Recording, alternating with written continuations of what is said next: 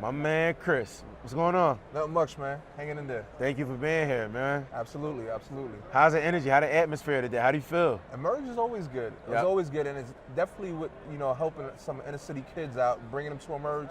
That's what makes my day at the end of the day. That's all it's about. If you can impact the youth of tomorrow and or today, then hey, listen, that's all it's about. Absolutely. You know, a lot of the times people put a dollar in front of the impact that they make, and I've realized that somebody's always going to have more money than you. I mean, unless you know Steve Jobs, but hey, guess what? So it's all about the legacy and impact that you want to leave for the community.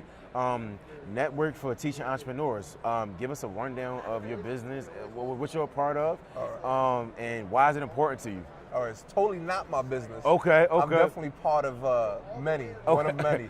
I'm just a small little piece here in Miami that helps bring entrepreneurship to the inner city community. Perfect. NFTE was actually founded in New York City by a gentleman by the name of Steve Mariotti. Wow. Back in the 80s, and Steve brought entrepreneurship to the classroom, saw inner cities take on it, inner city students take on it, and he saw them gravitate towards it, and he saw it was meaningful. So Steve wrote a curriculum based on entrepreneurship. Perfect. And it took off from there. That's now, amazing. NFTE's in over several states here in the United States and overseas as well. But here in South Florida, we serve over 3,500 students yearly, from Homestead all the way to Broward County. It's a long ride. Under the new supervision of Janine Slosh, which is our executive director, we have about 10 biz camps running this summer.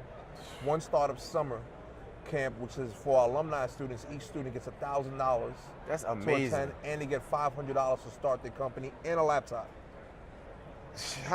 Oh man! Yeah. Thanks to NFTE. Thanks to NFTE. And especially the Knight Foundation, Children's Trust, and several other funding companies out here, and the support of Emerge, of course. And that just goes to show you how opportunities and partnerships for the better of a stronger outcome can help individuals, with their lives, right? Because it's entrepreneurship thing.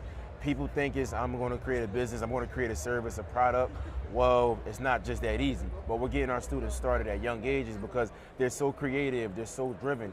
And a lot of the times people judge the students because you don't know them though, so you can't judge a book by its cover. But if you start to understand what they like and their motives, then you can put a product or service in front of them and help them get it off the ground. Absolutely. What made you get involved though, just personally? Like, what's your involvement with youth and hands-on? Because a lot of people are rather work for companies or work for businesses and just get their money and go back to their family. What's my personal story? It's a lot different than probably a lot of others. I mean, or maybe the same as many others. I was born and raised in Brooklyn, New York. Well, I hear it. At the age of 19, I lost my best friend. I'm sorry about that. Came to Miami on vacation. Landed in Overtown, looking around, seeing what's good, and I felt an attachment to the Overtown community. Wow. Because what I seen in New York was no comparison to what I seen in Overtown. And around that time, about 17 years ago, there was a lot of carjacking going on. I remember calling home and saying, hey, I'm staying a little longer. They're like, where are you? Well, I'm volunteering at the YWCA of Greater Miami and the Overtown community. And they were like, you need to get out of this, carjackings. And I was like, listen, I'm home. This is me. This is me.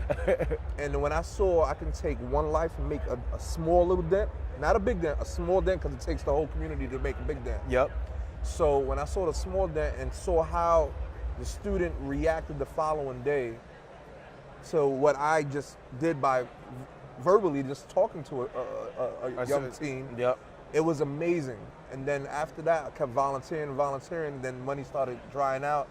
And then the Y was like, hey, we need to hire you.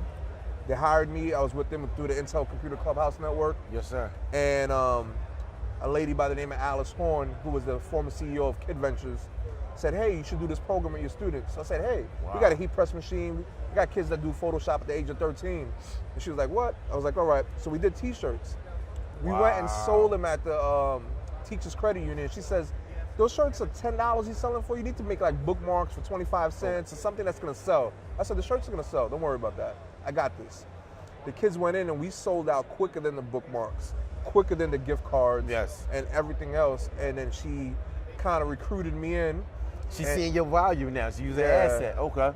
And I didn't want to leave the Y because I had an attachment to Booker T, which is one of the schools in the Overtown community. Yes. And I said, look, I don't mind going as long as I'm still going to be servicing the community. Exactly. She says, of course you are. So then we started going back and forth, and I started working with her, and then that's where NFTE came in. Wow. She transitioned from Kid Ventures to NFTE, and then I've been with NFTE now about almost 12 years. Well, that's amazing. Yeah. That's amazing. So your attachment, not only to the youth, but those inner cities, that need that improvement, that need that help.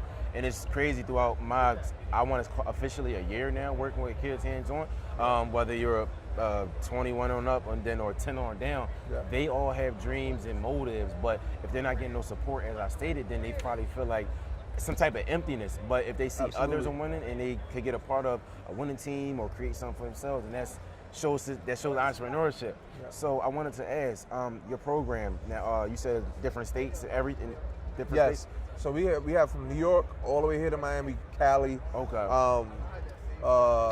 DC, Virginia. Are y'all in Philly? Yes, here we go. Yes, Okay, perfect, yes. perfect. I mean, the list continues. The website you can go where you get all the details is NFTE.com. NFTE.com. NFTE.com. Yeah, absolutely. Definitely. So I know time is limited. I appreciate the knowledge. I wanted to ask, could you give us, for our startup entrepreneurs or millennials, let's take it 18 on down.